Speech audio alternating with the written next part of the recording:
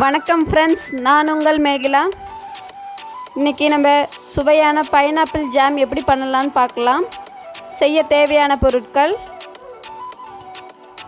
Pineapple, lemon, sugar. இந்த பைனாப்பிளை தோல் எடுத்துட்டு இந்த மாதிரி சின்ன சின்னதாக கட் பண்ணிக்கோங்க. இதை மிக்சியில் ஆட் பண்ணி நல்லா பேஸ்ட்டாக அரைச்சிக்கோங்க. இந்த பாருங்கள், இந்த மாதிரி நல்லா பேஸ்ட்டாக இருக்கணும். உங்களுக்கு பேஸ்ட்டாக அரைக்க முடியலன்னா லைட்டாக ஃபில்ட்ரு பண்ணிடுங்க. கேஸ் ஆன் பண்ணிக்கோங்க, கடாயை வச்சுக்கோங்க.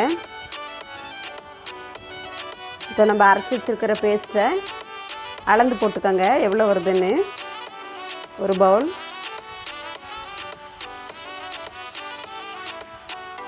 2 பவுல்.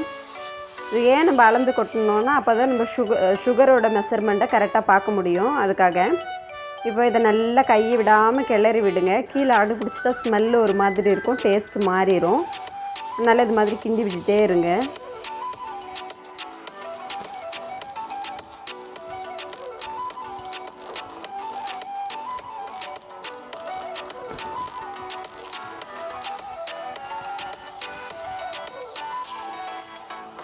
நல்லா கலர் சேஞ்ச் ஆகி வந்துடுச்சு பாருங்கள்.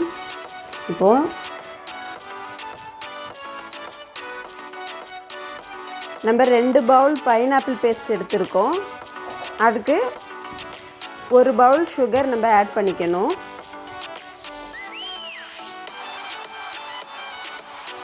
சுகர் நல்லா கரையிட்டும், நல்லா கிண்டி விட்டுட்டே இருங்க.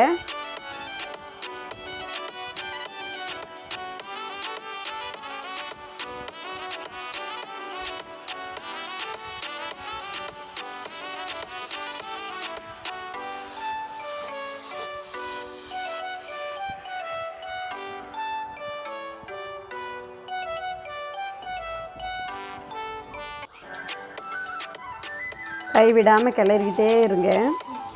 மாதிரி கிளறிக்கிட்டே இருக்கும்போது கலர் நல்லா சேஞ்ச் ஆகிட்டே வரும். இங்கே பாருங்கள், டிரான்ஸ்பரண்ட் ஆகிட்டே இருக்குது. இந்த ஸ்டேஜில் நம்ம ஒரு அரை லெமனை அதோட ஆட் பண்ணிக்கோங்க. லெமன் எதுக்கு ஆட் பண்ணுறோன்னா, இந்த சுகர் வந்துட்டு ட்ரை ஆகாமல் இருக்கிறதுக்காக. நம்ம சுகர் போட்டிருக்கிறது ட்ரை ஆயிடுச்சுன்னா ஜாம் ரொம்ப கட்டியாகிடும். அதுக்காக அந்த லெமன் நம்ம கொஞ்சம் ஆட் பண்ணிக்கிறோம். இப்போ சிம்மில் வச்சுக்கோங்க. சிம்மில் வச்சு கிண்டி விட்டுட்டே இருங்க.